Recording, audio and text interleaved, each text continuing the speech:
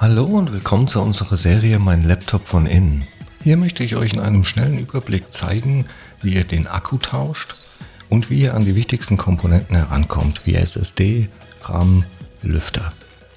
Ich zeige euch dabei das Innenleben des Laptops. Ich zeige euch auch, was es an Tipps und Tricks noch gibt, was ihr vielleicht beachten müsst. Und dass es im Grunde genommen nicht so schwer ist, einen Laptop aufzuschrauben und an die einzelnen Komponenten heranzukommen. Legen wir los.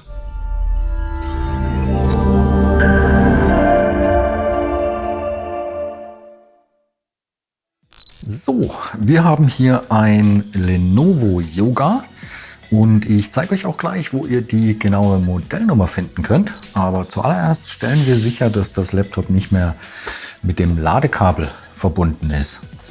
Die genaue Modellbezeichnung findet man hier auf der Rückseite, und zwar hier oben.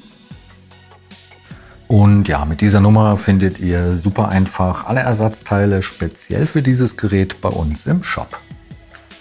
Allgemein lässt sich zu dem Gerät noch sagen, dass es sich hier ja um ein Touch-Display handelt. In dem Fall ist es so, man kann das aber tatsächlich tauschen, ohne die Einheit abbauen zu müssen. Und zwar muss man da diese Schiene hier vorne, diese silberne, die ist dreigeteilt, die muss man quasi abhebeln und ja, dann ist das Display selber verschraubt und verklebt, aber tatsächlich eben ohne, dass man die ganze Einheit abbauen muss, ist das hier möglich. Die Tastatur und auch das Touchpad, das kommt alles zusammen mit dem Topcase, lässt sich also tatsächlich nicht einzeln tauschen. Um das Gerät jetzt zu öffnen, muss man zuerst alle Schrauben rausnehmen. Und da ist es so, es gibt einmal 3 hier oben. Und es gibt die 4 hier unten und die sind auch unterschiedlich lang. Das heißt, die am besten getrennt aufbewahren.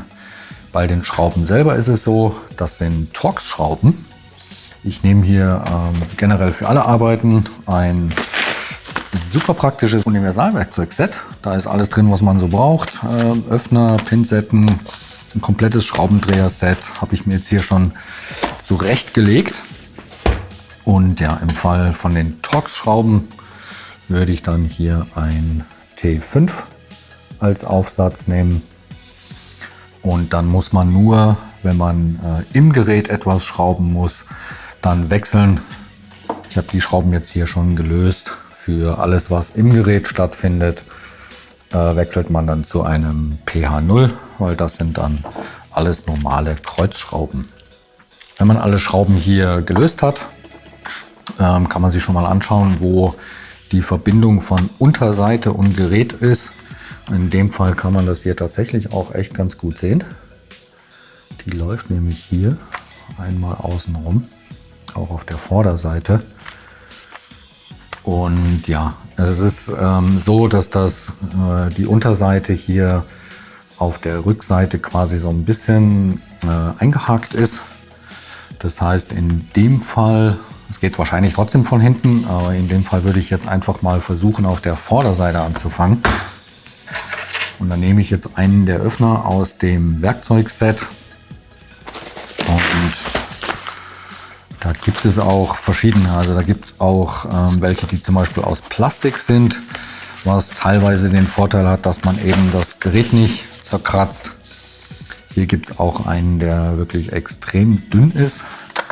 Das heißt, wenn man jetzt hier vorne zum Beispiel Probleme hat, dazwischen zu kommen, dann könnte man dann eben auch versuchen mit einem anderen. Ich würde das jetzt hier trotzdem mal versuchen, ob ich da dazwischen komme. Ich will das jetzt eben auch nicht, das Aluminium hier zerkratzen. Und ja, das geht zwar, ich würde jetzt hier trotzdem einen etwas dünneren mal versuchen, da reinzukommen. Und genau, damit funktioniert das dann super. Und dann kann man quasi hier das dann nach oben, und sobald man eine Öffnung hat, kann man auch einen stabileren Öffner nehmen und kann das dann nach oben eben aufhebeln. Falls das mal irgendwo nicht so gut geht, das hängt auch wirklich davon ab, ob das Gerät schon mal geöffnet wurde oder nicht, kann man natürlich auch versuchen, einfach an einer anderen Stelle da reinzugehen. Und ich vermute mal, wenn man vorsichtig ist, dass das wahrscheinlich auch auf der Rückseite funktioniert. Ja, in dem Fall. Auf jeden Fall vom Prinzip her arbeitet man sich so im Grunde genommen da, wo es am einfachsten ist, einmal um das Gerät herum und im Grunde genommen eben immer mit der gleichen Technik, das nach oben hebeln oder auch seitlich, bis ja, man an einer Stelle drunter greifen kann. Und dann kann man das meistens eben auch schon ein bisschen mit Rütteln und Wackeln lösen. Und ja, hier sieht man eben die Einraststellen. Und ja, so sieht dann das Gerät von innen aus. Bevor wir da jetzt aber irgendwas weiteres machen, trennen wir auf jeden Fall als allererstes den Akku vom Mainboard, dass das Gerät auch wirklich keinen Strom mehr bekommt. Und da sehen wir hier das Kabel und den Stecker. Und den kann man jetzt einfach nach hinten hin rausziehen. Und ja, also auch wenn der nicht ganz rausgeht, sobald der hier locker sitzt, ist die Verbindung auf jeden Fall schon unterbrochen. Was wir hier noch sehen können, ist, dass über dem Akku die SSD sitzt. In dem Fall ist das jetzt eine verkürzte SSD, da passt aber natürlich auch eine ganz normale lange SSD rein. Beim RAM ist es so, der ist aufgelötet, das heißt, den kann man weder tauschen noch erweitern. Dann sehen wir hier noch den Lüfter und den Heatsink, der hier unter der Abdeckung sitzt. Hier haben wir noch das WLAN-Modul mit den beiden Antennen. Hier kann man die CMOS-Batterie sehen, die ist in dem Fall jetzt hier einfach aufgeklebt und läuft hier zum Mainboard. Und ja, also auf der Seite, wo der Power-Knopf ist, könnte man jetzt theoretisch diese Platine auch einzeln nachbestellen. Sollte da mal irgendwas dran sein, müsste man jetzt nicht das komplette Mainboard ersetzen. Um den Akku auszubauen, muss man alle Schrauben lösen, die hier um den Akku herumlaufen. Da sind auch überall so diese M2-Bezeichnungen, auch hier in der Mitte. Und wenn ich das richtig sehe, ist die wahrscheinlich nicht nur von der Farbe, sondern auch von der Länge her wahrscheinlich anders. Das schauen wir jetzt gleich mal. Genau, also alle Schrauben lösen. Und dann merkt man sich eben einfach, dass die eine längere Schraube hier aus der Mitte kommt. Und ja, dann kann man den Akku einfach nach oben hin aus dem Gerät nehmen und so ja, gegebenenfalls eben auch super einfach tauschen. Die SSD zu tauschen ist auch super einfach. Die wird nur von einer Schraube hier hinten gehalten, und zwar egal, ob das eine verkürzte oder eine in Anführungsstrichen normale SSD ist. Und dann kann man die so leicht nach oben hebeln und dann eben nach der Richtung hin rausziehen. Und ja, dann kann man sehen, hier ist jetzt ein Kühlstreifen drauf und die ist dann zusätzlich hier auch noch verklebt. Und im Fall der kürzeren SSD eben hier auch nochmal verschraubt. Genau, falls man jetzt eine längere nachrüsten will, ist das wirklich super einfach, weil die kommt einfach so zurück in den Slot. Geht auch nur in eine Richtung, also so würde das nicht reinpassen. Und dann ja, kommt das alles wieder hier rein. Wird so ein bisschen nach unten gedrückt. Genau, bis ganz zum Anschlag. Man merkt das auch, dass hier vorne das dann wieder richtig drauf sitzt. Und dann muss die nur noch wieder verschraubt werden. Beim Lüfter ist es hier so, der kommt nur zusammen mit dem Heatsink. Aber auch das ist relativ schmerzfrei. Man muss diese Abdeckung hier entfernen und dann sieht man den Heatsink, der von diesen 4 Schrauben hier gehalten wird. Das heißt, die müssen raus. Die Abdeckung muss natürlich abgemacht werden. Und dann haben wir die Schrauben vom Lüfter selber. Das sind diese beiden hier. Und wir haben das Lüfterkabel, das hier lang läuft.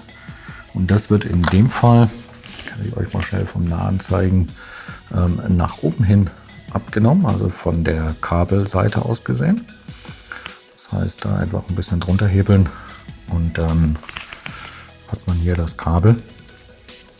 Und dann kann man, nachdem man das alles rausgenommen hat, den Heatsink samt Lüfter nach oben hin aus dem Gehäuse nehmen.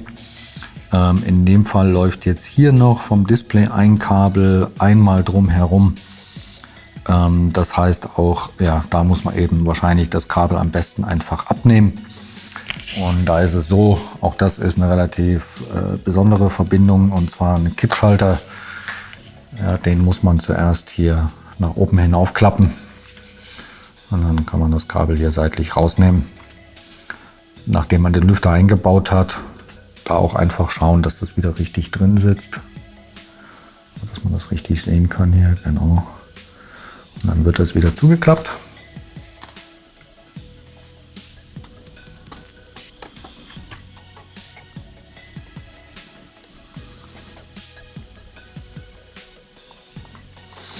Und ja, beim Lüfterkabel, die silbernen Kontakte, die man hier sehen kann, die zeigen nach oben, falls man sich da mal unsicher ist. Und der kommt auch wieder hier drauf und wird dann nach unten hin festgedrückt.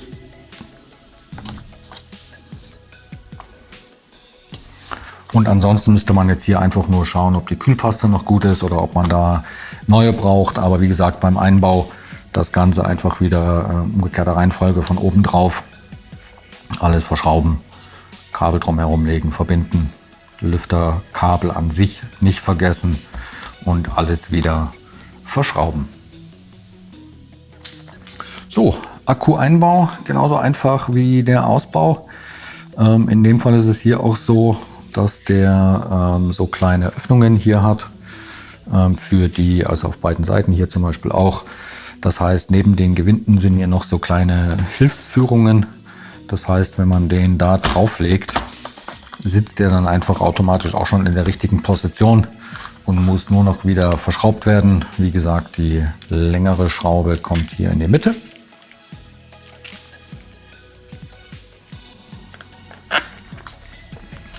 Und ja, dann am Ende auf keinen Fall vergessen, das Akkukabel auch wieder zu verbinden, wenn man alles andere erledigt hat. Und genau bevor man das wieder zumacht, sicherstellen, dass der bis ganz hinten drin im Sockel sitzt, und dann kann man die Unterseite wieder verbinden. Und die, ja, da fange ich jetzt eben auf der Rückseite an. Das heißt, da versuche ich erst die Noppen quasi hier wirklich alle unter das Gehäuse zu bringen und dann nach vorne hin das Ganze zuzudrücken. Und dann kann man auch einmal noch um das Gerät herumgehen, gucken, dass hier wirklich alles wieder richtig sitzt, keine Öffnung mehr zu sehen ist, alles geschlossen ist.